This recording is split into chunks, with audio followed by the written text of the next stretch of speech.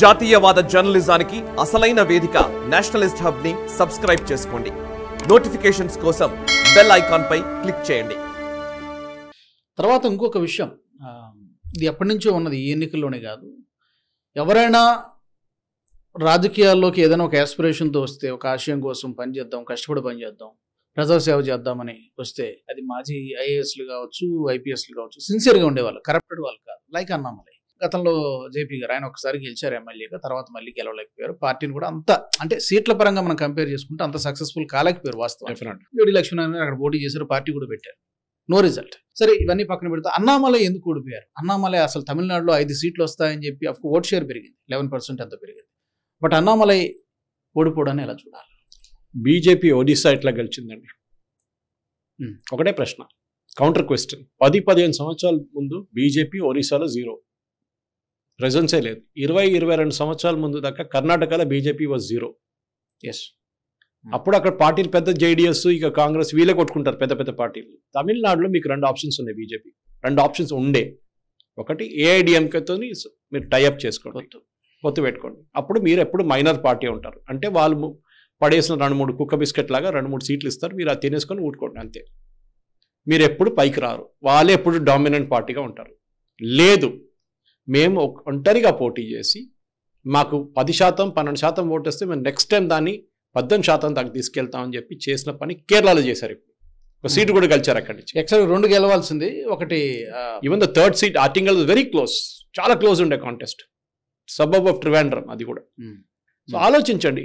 So BJP ఒక conscious decision తీసుకున్నారు. అన్నామలై ఓడిపోవడం కాదు, ఏ పార్టీ అయినా పోటీ చేస్తున్నాం, మేము ఓడిపోతామని చెప్పారు, మేము గెలుస్తామని చెప్తారు వాళ్ళు. మేము 5 సీట్లు గెలుస్తాం, 10 సీట్లు గెలుస్తామని చెప్తారు.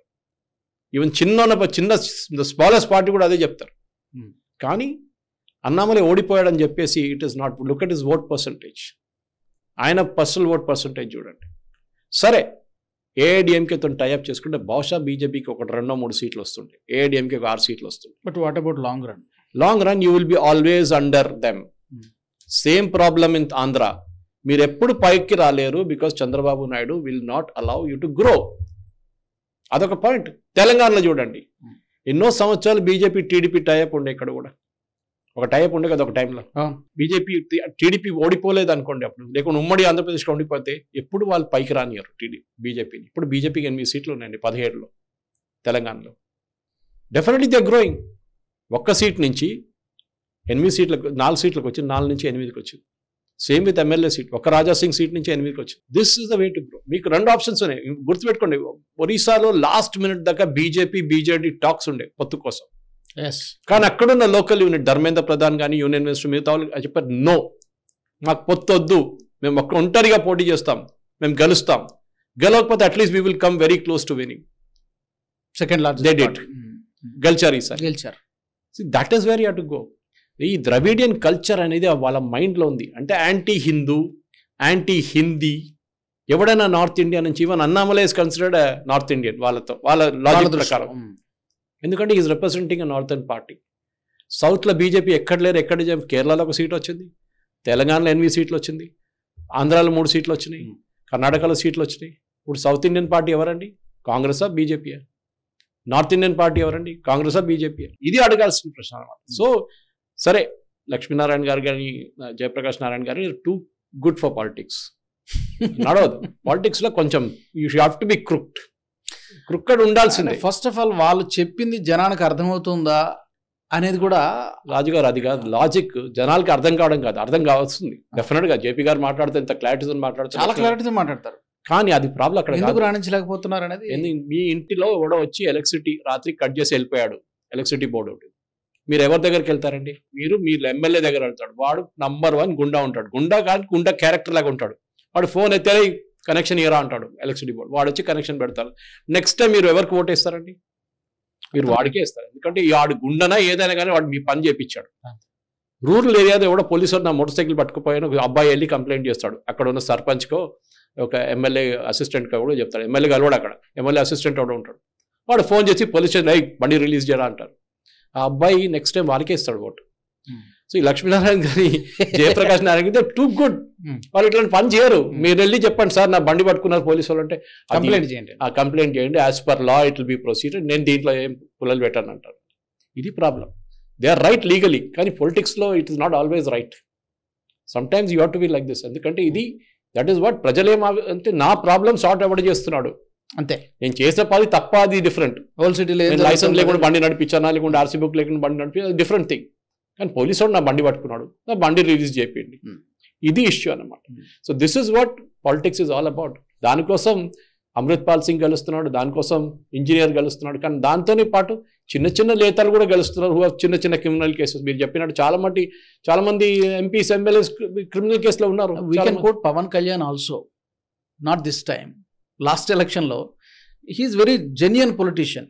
కొంతమందికి నచ్చొచ్చు నచ్చకపోవచ్చు వేరే విషయం. 2 చోట్ల ఓడిపోయాడు. ఈసారి కొన్ని ప్రత్యేక పరిస్థితుల్లో గెలిచారు, దట్ వేరే విషయం. జీరో బడ్జెట్ పాలిటిక్స్ అనేది నడవటం లేదు బేసిక్గా. ఇంకొక సర్ప్రైజింగ్ రిజల్ట్ దేశంలో అయోధ్యలో బీజేపీ, అదే ఫైజాబాద్ రైట్, అక్కడ ఎలాగో బీజేపీ ఓడిపోవడం అనేది ఎవరికి డైజెస్ట్ కావట్లేదు. అంటే చాలా మంది, అంటే రైట్ వింగ్ వాళ్ళకి కావచ్చు, లేకపోతే చాలా మంది ప్రజలు కూడా దాన్ని డైజెస్ట్ చేసుకోలేకపోతున్నారు. What went wrong? Lot of things went wrong. అయోధ్యలో ఫస్ట్ ఇష్యూస్ చాలా ఉండే. ఒకటి ల్యాండ్ అక్విజిషన్ ఇష్యూస్ ఉండే అక్కడ. అంటే అక్కడ ప్రజల దగ్గర నుంచి ల్యాండ్ రోడ్ వైడనింగ్ కానివ్వండి, మిగతా మందిరానికి ప్రాబ్లం లేకుండే, అందుకే ఆ బాబ్రీ స్ట్రక్చర్ మీద ఉండే కదా, అది అక్కడ ప్రాబ్లం లేదు.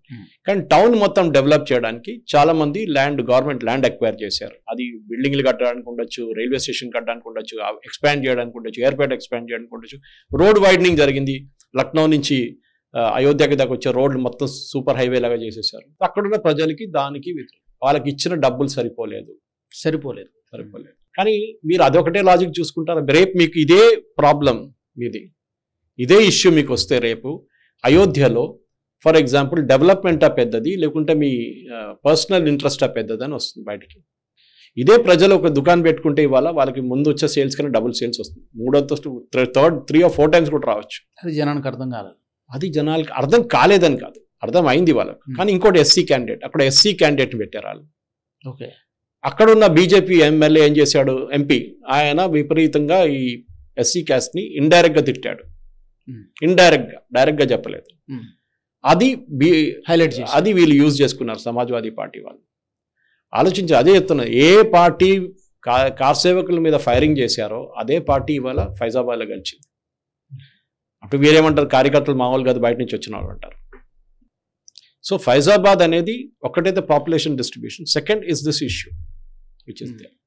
దట్ అక్కడున్న లోకల్ ఇష్యూస్ చాలా ఉండే. ఈ ఎంపీ బిహేవియర్ కానివ్వండి, అది కాకుండా ఈ అక్కడ ఉన్న ల్యాండ్ అక్విజిషన్ ఇష్యూస్ కానివ్వండి, వాళ్ళకేం వచ్చిందంటే బయట వాళ్ళు వచ్చి డబ్బులు సంపాదించకుండా మాకేం రావట్లేదు. అమరావతిలో ఇదే జరిగింది, గుర్తుందా మీకు? ల్యాండ్ అక్విజిషన్ ఫస్ట్ టైం జరిగినప్పుడు చంద్రబాబు నాయుడు గారు ఫస్ట్ టర్మ్లో ల్యాండ్ అక్వైర్ చేసుకుని మాకే రాలేదు, మిగతా అందరికి వచ్చింది అన్నారు.